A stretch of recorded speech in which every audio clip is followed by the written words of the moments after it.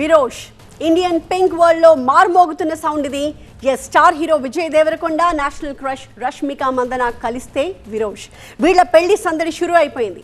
ఈ నెల 26న ఉదయ్పూర్లో జరిగే పెళ్లి వేడుకకు సంబంధించి ఇవాల్టి నుంచే సంబరాలు స్టార్ట్ అయిపోయాయి. కేవలం 100 మంది అత్యంత సన్నిహితులు మాత్రమే అటెండ్ అయ్యే విరోష్ ఈవెంట్ ప్రస్తుతం సౌత్లోనే కాదు నార్త్లో కూడా హాట్ టాపిక్ అయింది. ఇవాళ రాత్రి మెహందీ, రేపు హల్దీ, సంగీత్, ఎల్లుండి ముహూర్తం. వీటికి సంబంధించిన ఫొటోస్ ఇప్పటికే కొన్ని ఇన్స్టా వేదికగా షేర్ చేసింది విరోష్ జంట.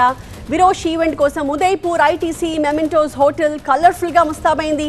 వచ్చే నెల 4న హైదరాబాద్లో గ్రాండ్గా రిసెప్షన్ కూడా ఉండబోతోంది. సినీ, పొలిటికల్ సెలబ్రిటీస్ హాజరయ్యే అవకాశం ఉంది. అంతకు ముందే విజయ్ దేవరకొండ సొంత ఊళ్ళో కూడా ఒక రిసెప్షన్ ఉంటుంది. ఇదంతా అటుంచితే విరోష్ పెళ్లి సందర్భంగా విధించిన ఆంక్షల గురించే ఇప్పుడు పెద్ద చర్చ జరుగుతోంది. ఇక్కడ జరిగే వాలీబాల్ జాలీ గేమ్ నుంచి జాపనీస్ డిన్నర్ దాకా అన్నీ ఇంటిమేట్గానే, బయట ప్రపంచంతో పూర్తిగా సంబంధం లేనట్టే. వ్యక్తిగత భద్రత కోసం గ్లోబల్ సెక్యూరిటీ సపోర్ట్ తీసుకుంటోంది ఈ జంట. హోటల్కి 1.5 కిలోమీటర్ దూరంలోనే వాహనాలు ఆపేసేలాగా ఏర్పాట్లు జరిగాయి. పైగా పెళ్లికొచ్చే 100 మంది ఇన్వైటీస్ ఫోన్స్ తీసుకురాకూడదు అన్నది కూడా ఇంకొక ప్రధానమైన షరతు. ప్రతినిధి లక్ష్మీనారాయణ మనకి లైవ్లో జాయిన్ అవుతున్నారు. లక్ష్మీనారాయణ, మొత్తం ఈవెంట్ని కూడా ఒక ప్రొఫెషనల్ టీం చేతిలో పెట్టింది. ఆ టీం మొత్తాన్ని కూడా క్యాప్చర్ చేస్తోంది. వీడియోస్ ఏవి కూడా బయటికి రాకుండా చాలా జాగ్రత్తలు తీసుకుంటున్నారు. చాలా అతి కొద్ది మంది అతిథులు మాత్రమే వచ్చే ఒక అల్ట్రా ప్రైవేట్ అఫేర్గా దీని గురించి మనం మాట్లాడుకోవచ్చు. అయితే ఇంకా ఎలాంటి జాగ్రత్తలు తీసుకుంటోంది జంట? అలాగే ఫ్యాన్స్ కోసం ఏమన్నా ఊరట ఏమన్నా ఉండబోతోందా? వాళ్ళ కోసం ఏమన్నా స్పెషల్ బనాన్సా ఏమన్నా ఉందా? తప్పకుండా ఇది పూర్తి స్థాయిలో ఒక ప్రైవేట్ ఈవెంట్ లాగానే చేస్తున్నారు. వాళ్ళ ప్రైవసీకి ఏమాత్రం అడ్డు లేకుండా, ఇతరులకు ఇబ్బంది కలగకుండా ఉండటం కోసం కేవలం ఒక 100 మంది చాలా అత్యంత సన్నిహితులు, కుటుంబ సభ్యుల నడుమనే ఈ వివాహం జరగబోతోంది. ఈరోజు సంగీత్ జరుగుతుంది, ఈరోజు సాయంత్రం. రేపు మార్నింగ్ హల్దీ జరుగుతుంది, సంగీత్ రేపు సాయంత్రం జరుగుతుంది. అదేవిధంగా ఎల్లుండి పొద్దున్నే తెలుగు సాంప్రదాయం ప్రకారం వివాహం జరుగుతుంది. ఎల్లుండి సాయంత్రం 26వ తేదీ సాయంత్రం కొడువ పద్ధతిలో, అంటే రష్మిక వాళ్ళ సాంప్రదాయ పద్ధతిలో ఎల్లుండి సాయంత్రం కూడా వివాహం వారి సాంప్రదాయంలో జరగనుంది.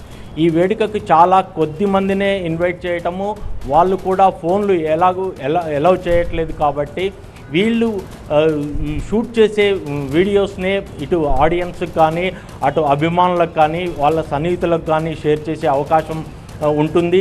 అయితే ఈ షూట్ చేసే వాళ్ళ దగ్గర కూడా చాలా పద్ధతిగా ఒక అగ్రిమెంట్ చేసుకొని ఎలాంటి విజువల్స్ని కానీ, ఫొటోస్ని కానీ బయటికి లీక్ చేయకుండా ఒక పద్ధతిలో వాళ్ళు అగ్రిమెంట్ చేసుకోవడం జరిగింది.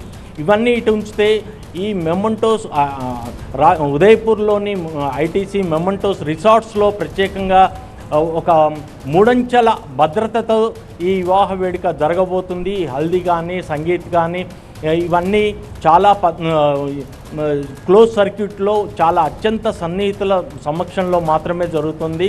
ఫ్యాన్స్ కోసం, ఈ ఇండస్ట్రీకి సంబంధించిన వారి కోసం మార్చి 4వ తారీఖు సాయంత్రం హైదరాబాద్లో ప్రత్యేకంగా ఒక రిసెప్షన్ ఏర్పాటు చేస్తున్నారు.